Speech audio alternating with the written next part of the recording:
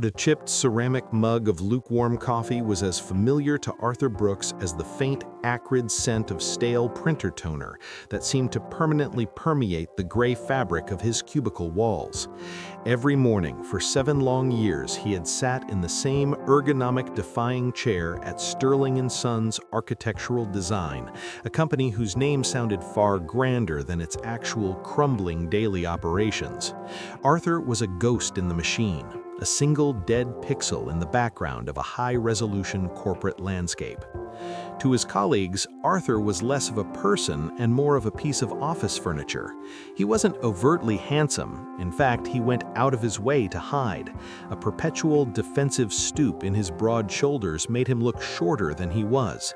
He wore a rumpled, moth-eaten tweed jacket that smelled faintly of old books and thick-rimmed prescription-heavy glasses that often slipped down his nose, giving him an air of perpetual, bumbling distraction.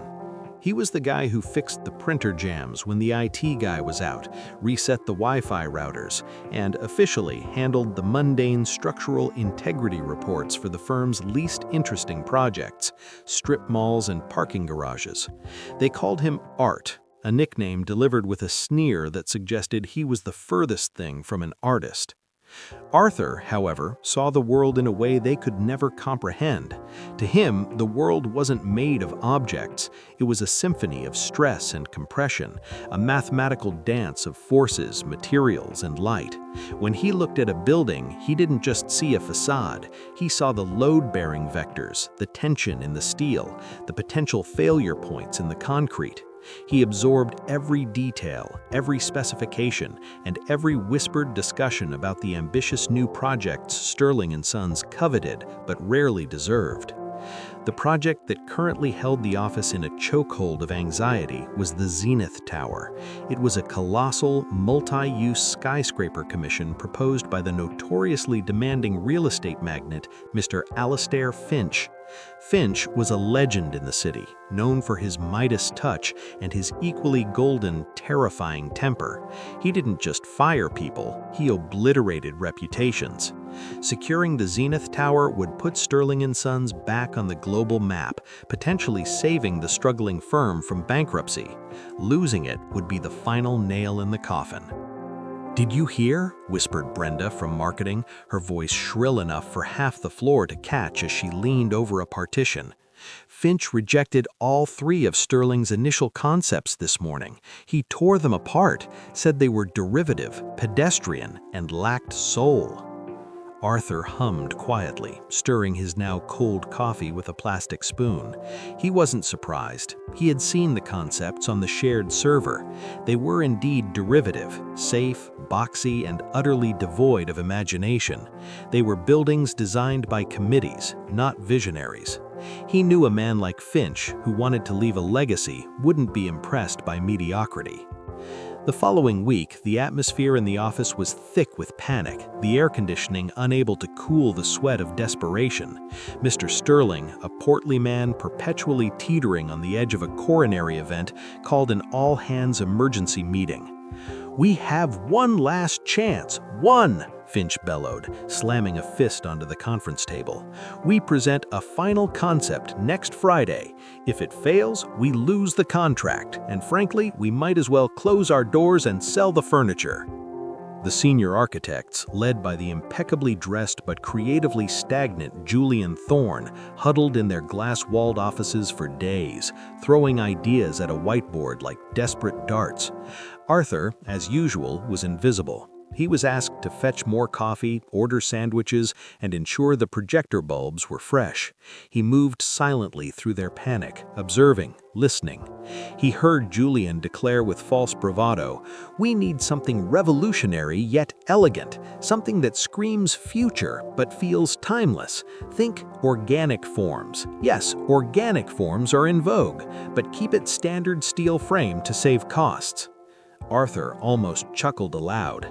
Julian threw around terms like organic forms as buzzwords he'd picked up from an in-flight magazine. He had no true understanding of the complex mathematical underpinnings required to make a building flow like nature, or the way natural structures gracefully defied gravity through tensegrity, not just rigid steel. That evening, Arthur didn't go home to his cramped, lonely apartment. Instead, he stayed late, waiting until the cleaning crew had vacuumed around his feet and the last designer had clicked off their monitor. He didn't use Sterling & Sons' advanced CAD software. He didn't want to leave a digital trail. Instead, he pulled out an old, worn, leather-bound sketchbook from the hidden bottom drawer of his desk. Its pages were filled with intricate, breathtaking designs. Delicate lines that hinted at immense strength, structures that seemed to breathe and move. He had been working on Zenith for months, long before Finch's official announcement. He called his design the Ascendant Bloom. It was a tower that didn't just pierce the sky, it blossomed into it. The base mimicked a mangrove root system, stabilizing the structure against the city's marshy bedrock, and then spiraled upwards. Each level was a petal unfurling, creating natural light wells and integrated green spaces that acted as the lungs of the building. Its core was a revolutionary, self-adjusting kinetic skeleton that could subtly shift to mitigate wind shear and seismic activity, a concept decades ahead of current engineering standards. Arthur's designs were not just pretty pictures, they were living blueprints. Every curve was backed by complex algorithms, material science, fluid dynamics, and biomimicry. His ugly, disheveled exterior concealed the mind of a prodigy, a man who had once been the youngest fellow at the Royal Institute before a personal tragedy drove him into the shadows, choosing anonymity and safety over the crushing weight of expectation. The day of the final presentation arrived, heavy with the scent of impending doom. Mr. Sterling, Julian, and their support team walked into the plush, minimalist boardroom at Finch Enterprises. Arthur was there too, solely tasked with setting up the projector and handing out water bottles. He stood quietly in the corner, clutching his fraying jacket, a nervous flicker in his eyes that everyone mistook for fear. Mr. Finch sat at the head of the polished obsidian table, a man whose piercing gaze seemed to strip away pretenses and lay bare the soul. Beside him sat Eleanor Vance, Finch's formidable head of development. She was known for her sharp intellect, her impeccable taste, and a tongue that could cut glass. Julian began his presentation. His voice was smooth, practiced, and confident, but to Arthur, the words felt hollow. Julian presented a concept called the Spire of Commerce. It was a slightly tweaked version of their earlier, rejected designs, a glass box with a slight curve and a decorative antenna. It was safe, it was predictable, it was cowardly. Finch listened, his face unreadable, his fingers steepled together. When Julian finished his flourish, a heavy, suffocating silence filled the room. "Mr. Thorne," Finch finally said, his voice a low rumble that vibrated through the table, "is this the best Sterling & Sons can do? Because if so, I'm afraid this meeting and our business relationship is concluded." Julian stammered, sweat beading on his forehead. "But sir, it's elegant, it's structurally sound, it's cost-effective." "It's boring," Eleanor Vance interjected, her voice flat and deadly. "It's a glass box in a city of glass boxes. We are looking for an icon, Mr. Thorne, not invisible filler." Mr. Sterling's face turned ashen gray. He slumped in his chair, seeing his company dissolving before his eyes. Suddenly, a throat cleared. It was a small sound, almost swallowed by the cavernous room, but it drew every eye. Arthur Brooks stepped away from the wall. He was supposed to be invisible. Julian glared, his eyes bulging. "Art, get back. This isn't the time." Arthur ignored him. He looked past his boss, past the fear, and directly at Mr. Finch. "With all due respect, Mr. Thorne's design, while functional, lacks the innovative spirit that I believe Mr. Finch is seeking." The room froze. Julian's face flushed crimson. "How dare you, Brooks? You're a structural integrity clerk. You fix printers. Sit down." Finch, however, didn't look annoyed. He raised a single inquisitive eyebrow. "And what precisely do you believe I'm seeking, Mr. Brooks, sir? Arthur Brooks." Arthur stepped forward, As he moved, the slight stoop in his back vanished. He stood to his full height for the first time in years. You're seeking a structure that isn't just a building, but a statement, an ecosystem, a piece of the future that feels intrinsically connected to nature, yet is technologically superior to anything standing today. Eleanor Vance leaned forward, a flicker of genuine interest sparking in her eyes as she assessed the disheveled man. "Bold words for a clerk, Mr. Brooks. Do you have anything to back them up, or are you just wasting our remaining minutes?" "I do." Arthur moved with surprising dexterity. He unplugged Julian's sleek laptop and with a few swift motions, plugged in his own worn, sticker-covered machine. He ignored Julian's hiss of protest. The screen flared to life. It didn't show the standard Sterling & Sons corporate template. Instead, it projected a highly sophisticated proprietary 3D modeling environment that shimmered with intricate details. On the screen, the ascendant bloom unfurled. A collective gasp went through the room. It was breathtaking. The building seemed to grow from the ground, organic and alive. The visualization showed the sun tracking across the sky, the petals of the building adjusting their opacity to regulate temperature. It showed the wind hitting the tower and the kinetic core dissipating the energy like a reed bending in a stream.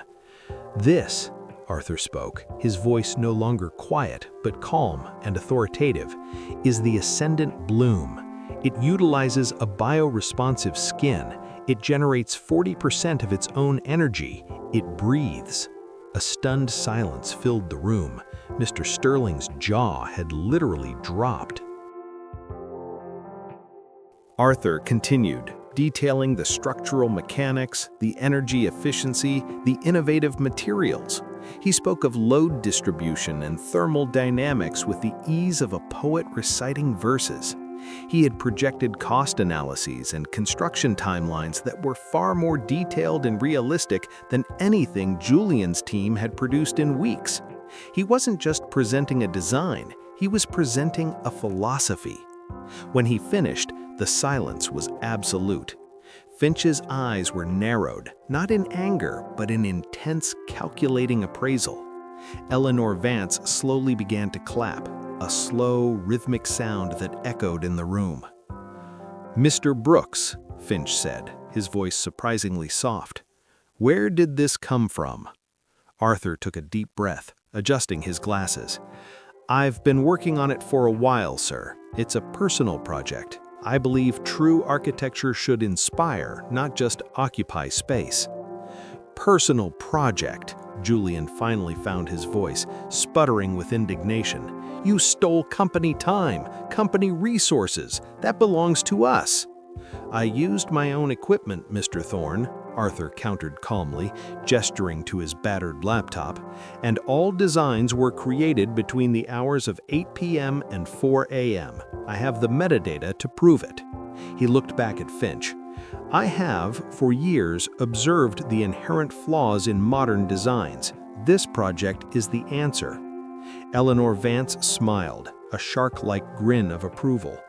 "Indeed, Mr. Finch, this isn't just a building, it's a legacy. The ascendant bloom is exactly what we need." Finch rose from his seat, walked over to Arthur and extended a hand.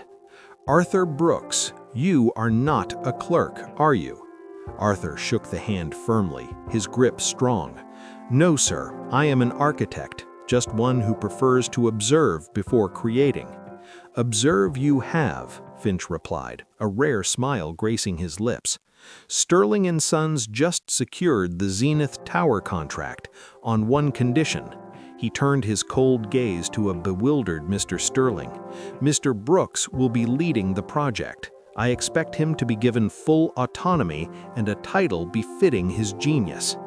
Mr. Sterling, sweating profusely, could only nod mutely. The atmosphere at Sterling & Sons following the presentation was toxic. The euphoria of securing the contract was eclipsed by the venomous resentment directed at Arthur. Julian Thorne, humiliated and sidelined, refused to speak to him. Mr. Sterling viewed Arthur as a usurper, a walking tweed-jacketed threat to his authority. For 3 days, Arthur tried to operate as the lead architect. He submitted his first internal progress report and a requisition list for specialized software and a small research team. Mr. Sterling called him into his office immediately. "Arthur," Sterling began, nervously adjusting his tie, "this requisition, it's extravagant. We can't afford this. And frankly, this talk of an independent research division, that's Julian's area." Arthur placed his hands on the mahogany desk. "Mr. Sterling, the Zenith Tower is not a standard project. To meet Mr. Finch's expectations and the engineering demands of the Bloom, this is the minimum requirement. The contract includes a clause for funding based on project requirements." Sterling's face reddened to a deep purple. "Don't quote the contract to me, you upstart. I signed the checks. You think because you performed a magic trick in a meeting you can run my company? Get back to your cubicle, Brooks. You'll handle the structural reports. Julian will oversee the client interface and the actual design work." Arthur stood perfectly still. The years of being invisible, of being Art the clerk, fell away. He looked at the small, angry man behind the desk.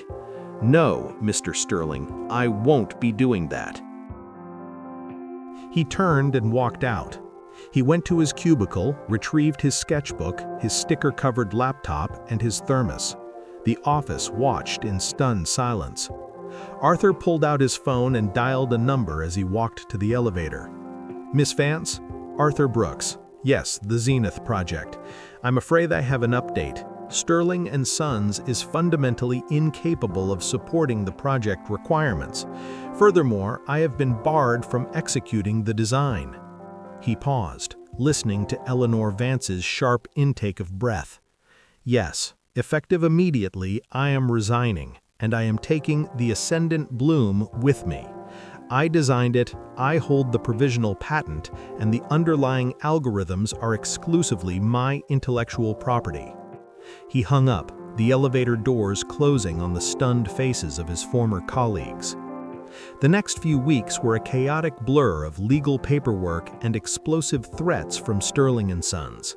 However, because Arthur had meticulously documented his work on personal time and equipment, Finch's high-powered legal team crushed Sterling's claims. The commission was transferred to the newly formed Brooks Architectural Group. Arthur's first office was a dusty, drafty loft above an old bakery in the industrial district. He had no employees, just his laptop, his brilliance, and the smell of yeast rising through the floorboards. The architectural world scoffed.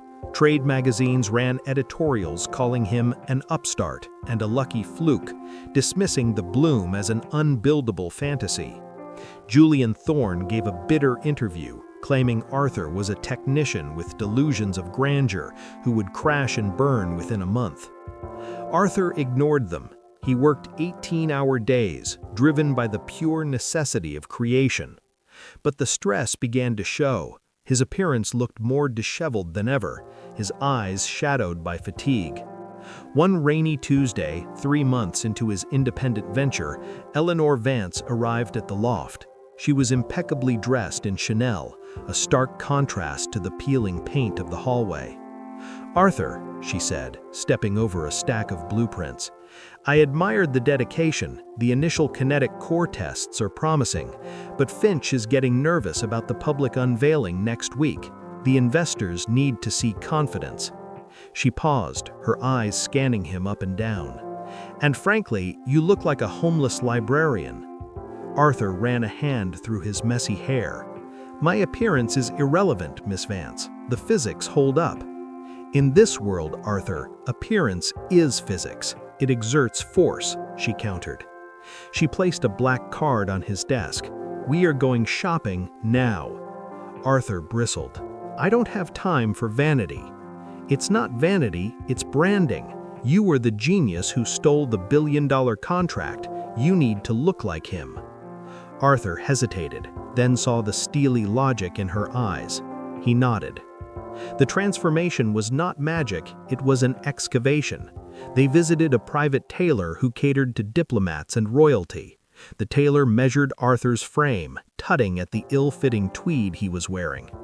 "You have the build of a rower," the tailor mumbled, "under whatever this is." When Arthur finally stepped out of the dressing room, the change was profound. The rumpled layers were gone, replaced by a bespoke charcoal three-piece suit that hugged his frame perfectly. It corrected his posture, forcing his shoulders back, revealing a broad chest and a lean athletic physique. Eleanor handed him a box, and lose the Coke bottle glasses. He put on the new pair, sleek titanium frames with high index lenses that didn't distort his face. Eleanor Vance looked up from her phone and actually stopped breathing for a second. She observed him across the room, noting the change. He hadn't just dressed better, he had stood taller. The suit fit like a second skin, accentuating a lean power she hadn't known existed. The haircut revealed a strong, square jawline and cheekbones that had been hidden by grease and apathy. She realized with a faint internal surprise that beneath the clerk disguise, Arthur was quite simply a devastatingly intelligent and attractive man. His quiet confidence, once mistaken for shyness, was now the most dominant force in the room. "Well," Eleanor said, a slight flush on her cheeks, "that will certainly work." 6 months after leaving Sterling & Sons, Arthur Brooks stood on a stage before a room full of global investors, city officials, and press. He was no longer the hunched figure in the corner. He stood center stage, bathed in the spotlight, looking every inch the titan of industry. He didn't just present a model, he commanded the future. He used holographic projections to walk them through the building's self-correcting mechanisms. He spoke with a charisma that captivated the room. "Gentlemen," Arthur concluded, locking eyes with the camera, "you are not investing in a building, you are investing in a living organism. I guarantee the structural integrity and the revolutionary efficiency of the ascendant bloom, and I personally guarantee that this structure will define the skyline for the next century." The room erupted in applause. Flashbulbs popped, capturing the image of the handsome, visionary architect who had seemingly appeared out of nowhere. Later that week, as Arthur sat in his new glass-walled office overlooking the construction site, his phone rang. It was Julian Thorne.